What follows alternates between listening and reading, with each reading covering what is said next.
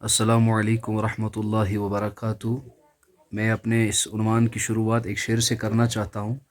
ہر ابتدا سے پہلے ہر انتہا کے بعد، ہر ابتدا سے پہلے ہر انتہا کے بعد، ذات نبی بلند ہے ذات خدا کے بعد، ذات نبی بلند ہے ذات خدا کے بعد۔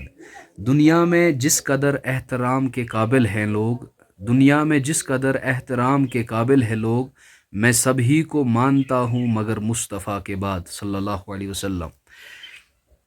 آپ کے سامنے آنے کا ایک ہی مطلب ہے کہ حالیہ 2 دن قبل سوشل میڈیا کے ذریعے سے آپ تمام دوستوں نے دیکھا ہوگا کہ ایک گستاخی ہوئی تھی سری نگر میں، جس پر کافی جلوس بھی نکالے گئے، کافی رد عمل اس پر آیا اور آنا بھی چاہیے۔ مسلمانوں کا ہمیشہ سے ایک شیوا رہا ہے، مسلمانوں کا ایک اصول رہا ہے، مسلمان کبھی بھی کسی اور مذہب کی ہستی پر یا کسی کتاب پر یا کسی اور مذہب کی مقدس جگہ پر زبان درازی نہیں کرتے ہیں، گالم گلوچ نہیں کرتے ہیں، برا بلا نہیں کہتے ہیں۔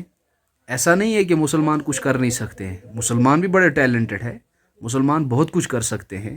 دوسرے مذاہب پر گستاخیاں کر سکتے ہیں، اللہ بچائے،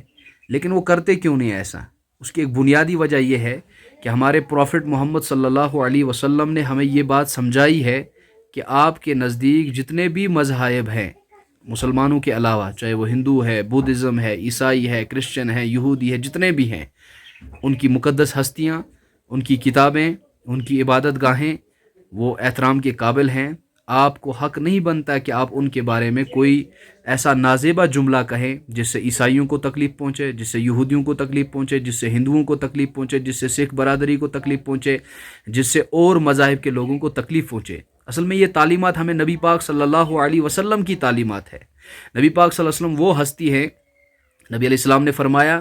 کہ تب تک کوئی مومن ہو نہیں سکتا، تب تک کوئی پکا مسلمان ہو نہیں سکتا جب تک نہ مجھ سے اپنے ماں باپ سے زیادہ، اپنے بیوی بچوں سے زیادہ، اپنی جان سے زیادہ، اپنی دولت سے زیادہ مجھ سے اس کو محبت نہ ہو۔ مسلمان چاہے کتنا بھی نافرمان ہو، کمزور ہو، بے شک وہ نمازوں میں کمزور ہو سکتا ہے، زکوٰۃ دینے میں کمزور ہو سکتا ہے، لیکن اس کے اندر ایک ایسا کرنٹ ہے، اس کے اندر ایک ایسی محبت اور چاشنی ہے، جب بھی اس محبت کو، اس کرنٹ کو یا اس عزت نفس جو اندر اس کو نبی پاک صلی اللہ علیہ وسلم کی محبت ہے، اس کو جب ٹھیس پہنچانے کی کوشش کی جاتی ہے تو مسلمان کے اندر کے جو جذبات ہیں وہ جاگ اٹھتے ہیں، چاہے وہ کمزور مسلمان کیوں نہ ہو، وہ جان دینے کے لیے تیار ہو جاتا ہے۔ اس کی مجھے ایک مثال یاد آئی، جگر مراد آبادی ایک شاعر تھے، مشاعرہ کر رہے تھے تو ایک قادیانی نبی علیہ السلام کے متعلق گستاخی کرنی چاہی، تو قادیانی نے کیا کام کیا؟ قادیانی نے سوچا کہ اس مشاعرے میں میرا کسی پر مقابلہ نہیں ہو سکتا ہے، میں کسی کو یہاں پر نبی علیہ السلام کے معاملے میں گستاخی نہیں کر سکتا ہوں کیونکہ یہاں سب دیکھ رہا ہوں میں۔ تو اس نے چاہا کہ جگر مراد آبادی شراب پی کر مشاعرہ کرتے تھے، شاعری کرتے تھے، تو اس نے چاہا کہ یہ کمزور مسلمان ہے، اسی پر میں ڈاکہ ڈالوں گا، اسی کے ذریعے سے میں گستاخی کرواؤں گا۔ چنانچہ اس قادیانی نے کام کیا، چالاکی سے کام لیا۔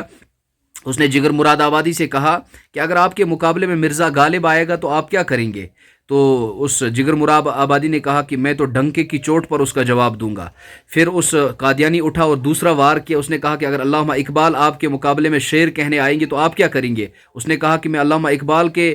خلاف بھی، سامنے بھی ڈٹ کر ڈنکے کی چوٹ پر مقابلہ کروں گا شعر و شاعری کا۔ تو وہ شراب پی رہے تھے، شراب کا گلاس ہاتھ میں تھا، تو قادیانی نے حملہ کرنا چاہا، وہ کمزور تھا، اس کو کمزور ایمان والا تھا، شراب پیتا تھا، شراب پی کر اس کو لگا کہ نہیں یہ کمزور ہے، اس پر میں وار کروں گا، ایسا اس نے جگر مراد آبادی پر وار کیا۔ اور تیسری بات اس نے یہ کہی، جب علامہ اقبال کا بھی کہا، مرزا غالب کا بھی کہا، تو تیسری بات انہوں نے یہ دہرائی کہ اگر آپ کے مقابلے میں شعر کہنے نبی علیہ السلام آئیں گے تو آپ کیا کہیں گے، آپ کیا کریں گے؟ ایک دم جگر مراد آبادی کے ہاتھ سے شراب کا جو جام تھا وہ گر گیا، گلاس ٹوٹ گیا، اور اس کو اندر کے وہ جذبات، ضرور ہے وہ کمزور مسلمان تھا لیکن اندر کے وہ جو نبی علیہ السلام کے ساتھ اندر ایک عشق ہے، ایک تعلق ہے، ایک محبت ہے، وہ جاگ اٹھا۔ اس نے فوراً گلاس نیچے ٹوٹ گیا اور قادیانی کے پیچھے بھاگ پڑا اور اس پہ جھپٹ پڑا۔ اسے کہا، ارے وہ ظالم، ظالم جس کی آس اور امید پر میں دنیا میں جی رہا ہوں، اگرچہ میں شراب پی رہا ہوں، اگرچہ میں نافرمان ہوں، لیکن مجھے پتا ہے محمد رسول اللہ صلی اللہ علیہ وسلم کا روز معاشر میں میری شفاعت کریں گے۔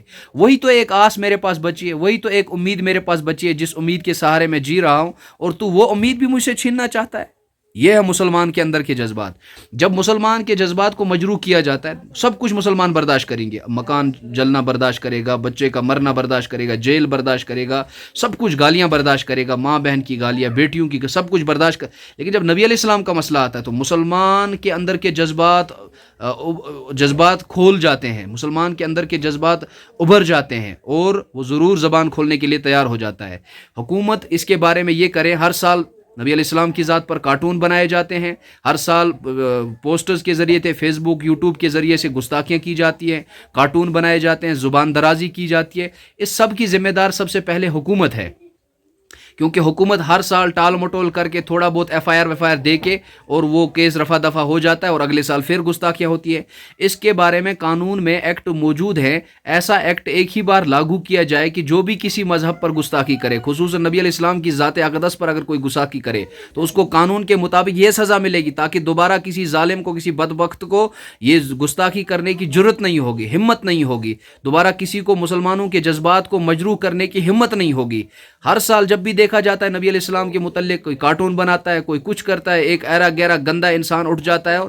اس ہستی پر، امام الانبیاء پر، کائنات کے نبی پر جس کو مرضی آتی ہے بھونکنا شروع کر دیتا ہے. مسلمان اتنے کمزور نہیں ہے، مسلمان سب کچھ برداشت کر سکتا ہے، لیکن نبی علیہ السلام کی گستاخی برداشت نہیں کر سکتا ہے. مسلمان سب کچھ برداشت، مرنا مٹنا برداشت. اور جب پھر گستاخیاں ہو جاتی ہے، پھر مسلمان جب جلسے جلوس نکالتے ہیں، شور کرتے ہیں، نعرے دیتے ہیں، اور مسلمان جب اس کے خلاف رد عمل دیتے ہیں، تو پھر حکومت مسلمانوں کے خلاف ہو جاتی ہے. بالکل اس کی ذمہ دار وقت کی حکومت ہے، وقت کے ادارے ہیں. اگر وہ ایسے گستاخوں کو جلد از جلد سزا نہیں دیں گے، جب وہ حالات خراب ہو جاتے ہیں، اس کی ذمہ دار وہی افراد ہوتے ہیں، وہی حکومت ہوتی ہے. تو اس لیے میری سب دوستوں سے گزارش ہے کہ اس پیغام کو پھیلائیں، اور دوسری جتنا ہو سکے رد عمل اس چیز کا ظاہر کریں، احترام کے ساتھ، ادب کے ساتھ اپنا رد عمل آپ ظاہر کریں، اپنا آپ ریکارڈ کروائیں، اپنا احتجاج ریکارڈ کروائیں، اور ان گستاخوں کو جلد از جلد اس طرح کا ان کے اوپر قانون بنایا جائے تاکہ دوبارہ کوئی گستاخی نہ کریں. السلام علیکم ورحمۃ اللہ وبرکاتہ.